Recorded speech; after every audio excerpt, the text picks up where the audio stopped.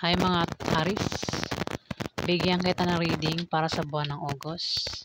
Ito ay 1 month reading. Paalaala po na ito po ay general reading at hindi po ito personal. Kung hindi po kayo ang tinutukoy, maaaring ibang Aris po ang tinutukoy ng reading na ito. Simulan na po natin. Ano po ang ganap kay Aris sa buwan ng August? Ganap kay Aris sa buwan ng August.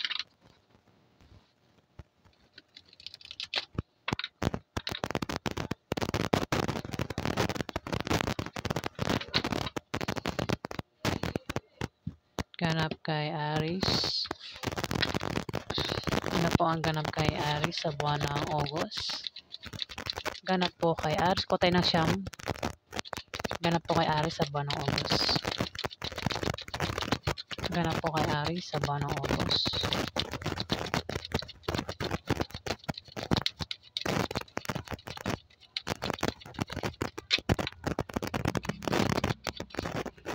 Don't call my name, don't call my name, Alejandro.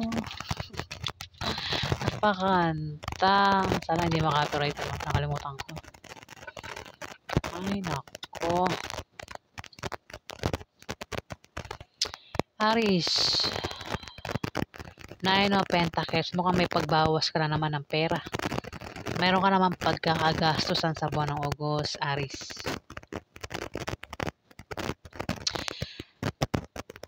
Pero, ayun kasi ang dami mong pera, Aris, May mga natanggap kang pera, karangyaan o yaman, dahil sa kasipagan mo, pwedeng mana, o binigyan ka nga ng pera, nagaling sa kamag-anak mo, pwedeng promotion o swerte dumating sa'yo, Aris. Pwedeng mangyari pa lang sa buwan ng August, Aris. Maaaring makatanggap ka ng rewards, award sa buwan ng August, dahil sa kasipagan mo sa trabaho mo. Pwede rin may invest ka na kukolektahin sa buwan ng August. Pwede yung iba sa inyo, Aris, may status sa buhay. Ayun, itong bilog-bilog na ito ay pera yan. Yan yung mga ipon mo sa bangko, invest mo, ipon mo na lumalago. Aris, kumbaga wala kang problema sa pera Yung nga lang may paggastos, may pagbawas may pitas ng pera dito. Mayroon ka naman pagkakagastosan sa buwan ng August. Aris, may pagpitas ng iyong kaperahan. Aris. 3 of Wands. Maring kung meron kang tinatrabaho dyan, proyektong ginagawa, Aris, makikita mo na ang bunga ng bagay na yan sa buwan ng August. Pero kailangan mo yan bantayan, Aris. Maaari din naman na kung ikaw ay malayo sa pamilya mo, maaari ikaw ay magbalak umuwi. Kung ikaw ay nasa Maynila, maaari magbalak kang umuwi ng probinsya. Pwede naman may tao rito, Aris, pwedeng member ng pamilya mo, kamag-anak mo, ang maaaring umuwi papunta sa'yo, Aris. Ayun, nakatingin sa malayo ito. Nakatingin sa malayo, parang nagbabalak umuwi. Ang taong ito, pwede ikaw o may tao rito yung ganyan. Gusto kang puntahan, Aris, sa buwan ng August. Death and rebirth na nakabaliktad. May mga kumbaga meron ka dyan mga kaperahan mo, kung may mga naipundar ka, Aris, ayaw mawala yan kaya gumagawa ka ng para hindi mawala sa iyo yung bagay na yan, Aris, sa buwan ng August. Iniingatan mo na mawala yan sa iyo kung ano man yan, Aris. Pwede yung tao o yung mga naipundar mo, pwede negosyo mo o kaperahan mo, ayaw mo mawala yan sa iyo, kaya gumagawa ka ng paraan para hindi nga yan mawala sa iyo, Aris.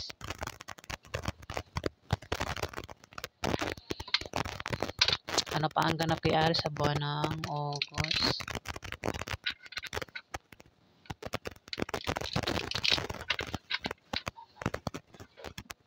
Bantayan mo daw yan, Aris. Kung hindi mo nababantayan, bantayan mo itong pinapaguran mo, pinaghihirapan mo. Pwede negosyo mo yan. Baka nakakalimutan mo ng bantayan. Silip-silipin, tignan. Kung meron kang business sa mga online, gaya ng TikTok, Facebook, bantayan mo. Aris, baka nakakalimutan mo na. Sa buwan ng August yan, Aris. Ano pa ang ganap kay Aris sa buwan ng August? Ayan, may palibre pa concert po tayo. Wala po yan bayad. Ayan, kayo na po ang mag-judge kung singer po talaga yan.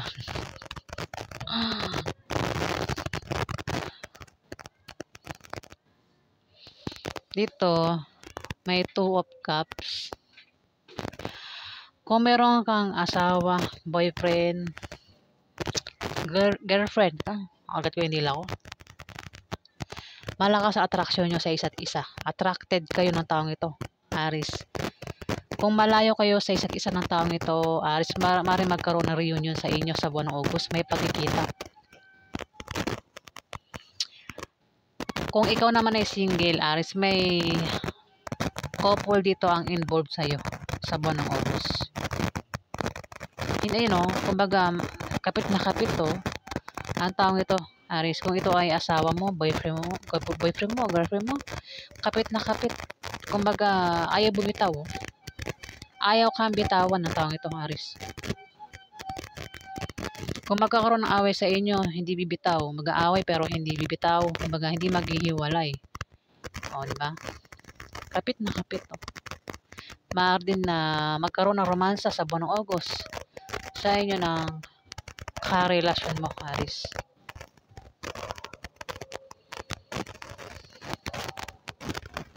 Pwede rin balansehin nyo ang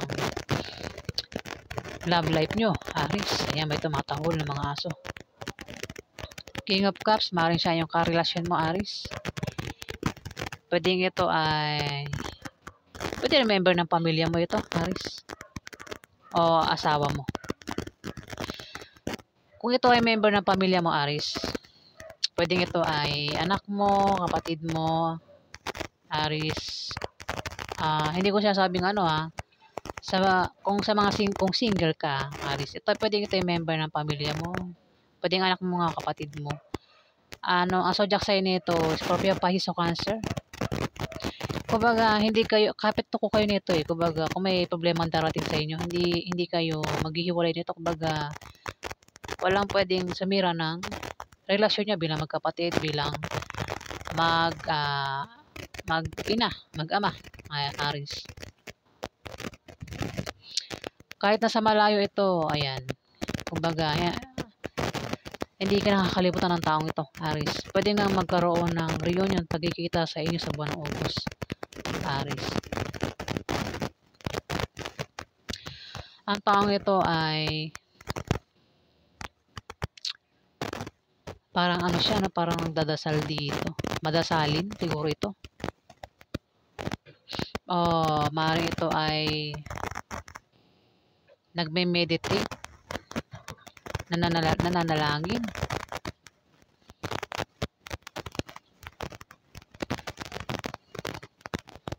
Mahinahon lang ang taong ito at may malasakit sa ibang tao. Maaaring emotional din. May emotion din ang taong ito. Emotional. Ayan. Emotional. Pwede rin ikaw yan, Aris. Baka emotional ka ba, Aris? Dito may nakabaliktad na Knight of Cups. Pero wala siyang baliktad. Water sign din ito. Scorpio, Pisces o Cancer. Maaaring ito ay tumawag sa iyo. Pag tumawag sa iyo sa buwan ng August, Aris, tawagan ka, i-chat ka. Pwedeng alukan ka nito o i-invite ka. Ano tawag ito? Invitation. Pwedeng imbitahan ka. Umuwi ka kasi nakatapat yung 3 of Wands eh. Pwedeng imbitahan ka, baka nasa malayo ito, Aris. Itong Scorpio, Pisces o Cancer, maaaring tawagan ka. I-message ka, i-chat ka sa baring imbitahan ka, parang sabihin niya sa'yo, punta ka naman dito. Punta ka sa party. Ganyan. Napunta ka sa ganto ganyan. Ayun invitation. Aris. Pwede rin naman ito ay Manliligaw, Aris. Pwedeng ikaw o may tao sa paligid mo ang gusto kang ligawan sa buwan ng August. Aris, kung single ka. Pero kung ikaw ito, meron kang liligawan sa buwan ng August kasi may hawak kang bulaklak ito, Aris. Ingat lang kung ikaw yung liligawan dito kasi pwedeng ang alok din nito ay panloloko lang, Aris.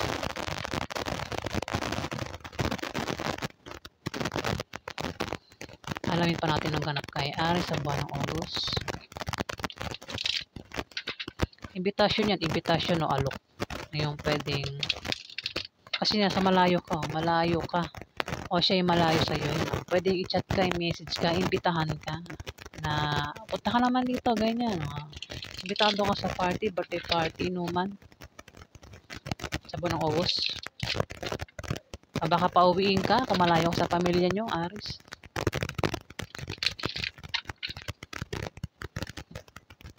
Kaya dito may paggastos, oh.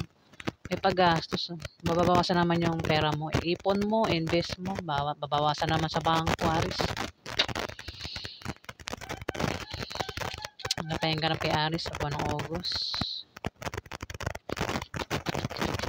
Ganap kay Aris.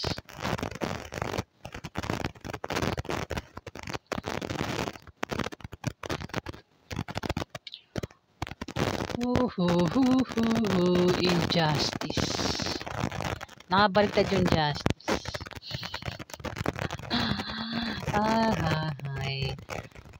Four of Cups.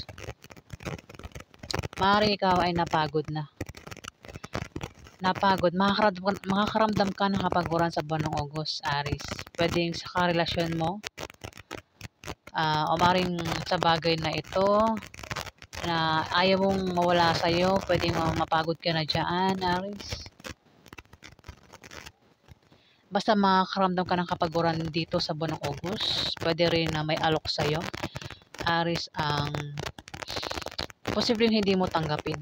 O maaaring pag-isipan mo yan sa buwan ng August. Kung tatanggapin mo ba yung alok ito, may mag-aalok nga rito. Alok ko maaaring imbitasyon yung paparating sa'yo. Mukhang pag-iisipan mo kung tatanggapin mo yung alok na yan o imbitasyon na yan sa buwan ng August, Aris.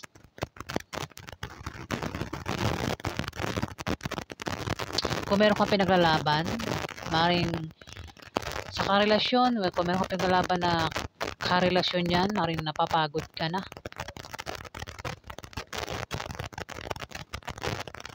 Ayan na, Aris.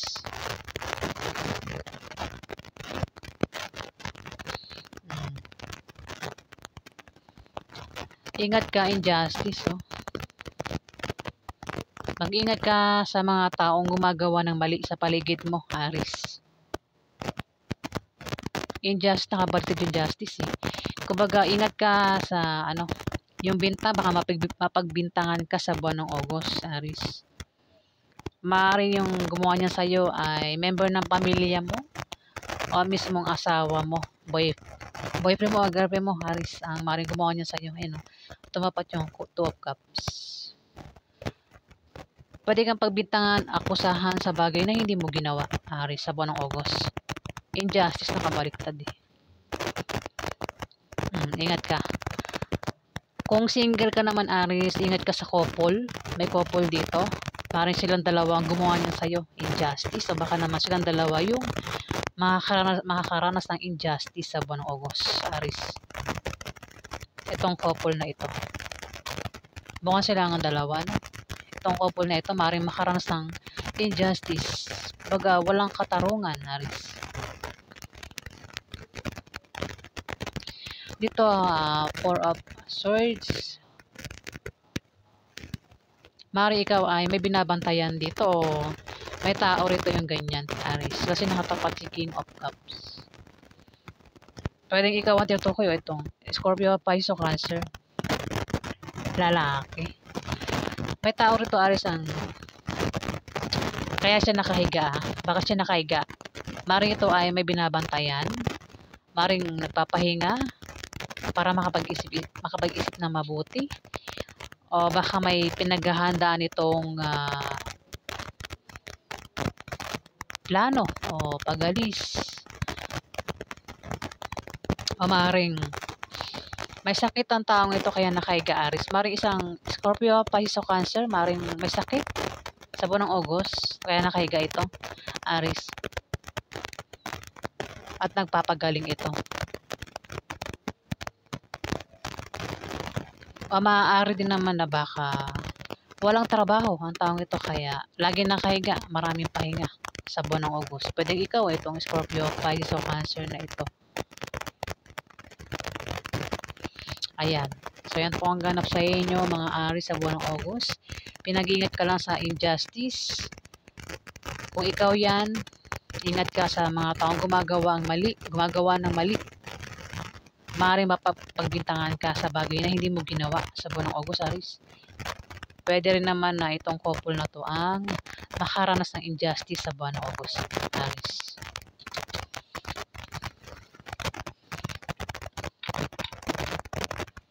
So, yan po ang ganap sa inyo. Kung nagustuhan niyo po ang aking reading, huwag kalimutan mag-like at mag-subscribe. At sa mga subscriber po, maraming salamat po guys. Salamat po.